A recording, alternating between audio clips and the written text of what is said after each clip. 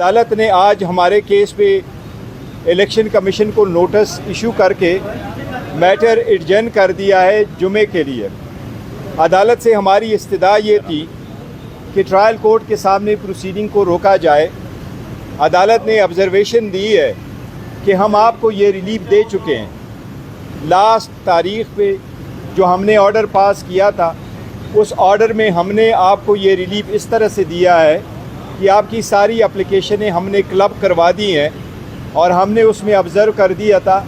कि आपका transfer application जो इस वक्त इस्लामाबाद हाई कोर्ट में पेंडिंग है वो भी आपके उन पिटीशनों के साथ सुना जाए जिसमें आपने कानूनी नुकात उठाए हैं। तो अदालत ने ये ऑब्ज़र्व किया कि क्रिमिनल प्रोसीजर के सेक्शन 526 सब सेक्शन 8 के मुताबिक जब आपकी एप्लीकेशन आ जाए तो अदालत फ़ाइनल ऑर्डर इशू नहीं कर सकता। सुप्रीम कोर्ट ने ये ऑब्ज़र्व कर लिया कि चूँकि आपके ख़िलाफ़ फ़ाइनल एडवर्स ऑर्डर कन्विक्शन या एक्विटल का नहीं हो सकता, लिहाजा आप वरी न करें, तब तक ये एप्लीकेशन फ़ैसला हो जाएगी। उम्मीद है कल हमारी इस्लामाबाद हाई कोर्ट में प्रोसीडिंग पेंडिंग है,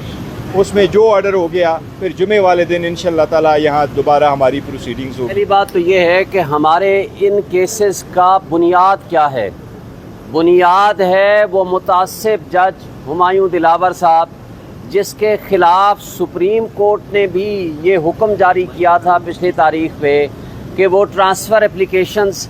जो हमने मुतासिब जज के ख़िलाफ़ दे रखी हैं उसका फ़ैसला हमारी क्रिमिनल रिवीजन्स के साथ किया जाए। और वो क्रिमिनल रिवीजन्स भी पेंडिंग हैं जस्टिस आमिर फ़ारूक साहब के पास, और वो कल सुबह उसकी तारीख फ़िक्स है। देखें, हमारा बुनियादी केस क्या है। बुनियादी केस हमारा ये है कि इंसाफ न सिर्फ हो बल्कि होता हुआ नज़र आना चाहिए। यहाँ बदकिस्मती से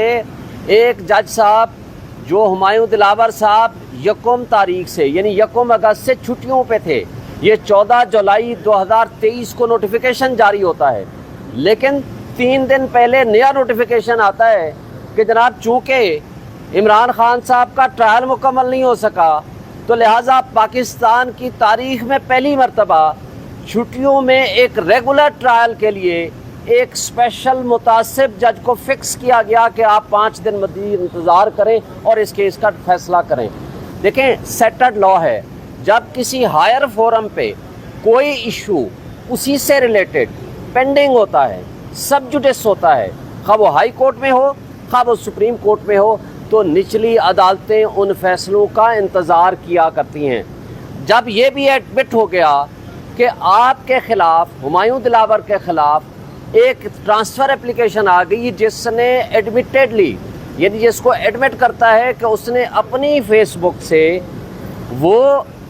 नाजेबा किस्म की पोस्ट और तस्वीर लगाई इमरान खान के ख़िलाफ़, तो उसके बावजूद वो कहता है मैं इन केसेस को सुनूंगा और डे टू डे हियरिंग करूंगा। जब जज मुतासिब होगा तो ये इंसाफ हमने किससे फिर लेना है।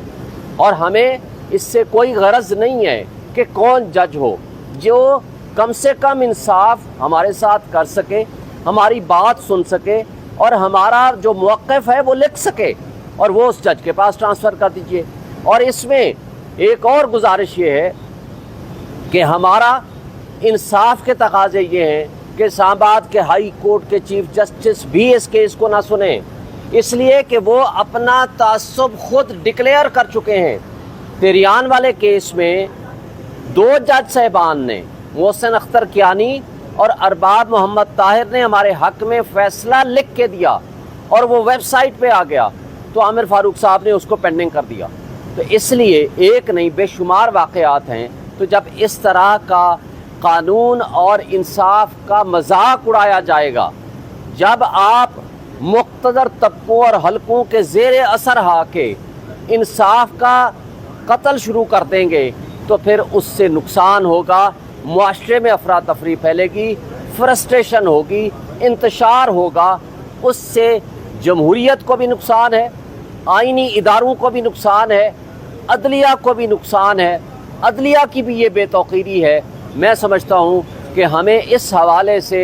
पूरी कौम को आगाह करना चाहते हैं कि तोशा खाना के केस में जो क्रिमिनल्स हैं, जो मुजरिम हैं, वो हैं जिन्होंने रूल रेगुलेशंस के बरअक्स گاڑیاں لی ہیں جس میں مریم نواز صاحبہ نے بغیر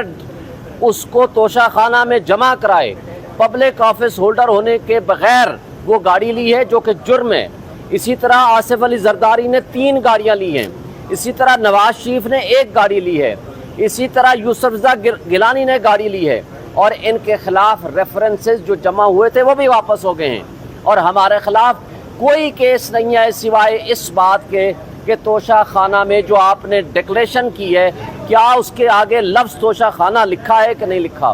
پوری ہم نے تفصیل کے ساتھ کل جواب جمع کرا دیا ہے، ایک ایک چیز کو ہم نے ایکسپلین کر دیا ہے۔ اب ہمارا کیس توشہ خانہ کا کیس نہیں ہے، ہمارا مقابلہ اس کرپٹ سسٹم سے ہے۔ اس نظام عدل کو بھی سوچنا پڑے گا کہ آج آپ کیا انصاف کے تقاضے پورے کرتے ہوئے نظر آتے ہیں کہ نہیں۔ اگر آپ انصاف کے تقاضے پورے نہیں کریں گے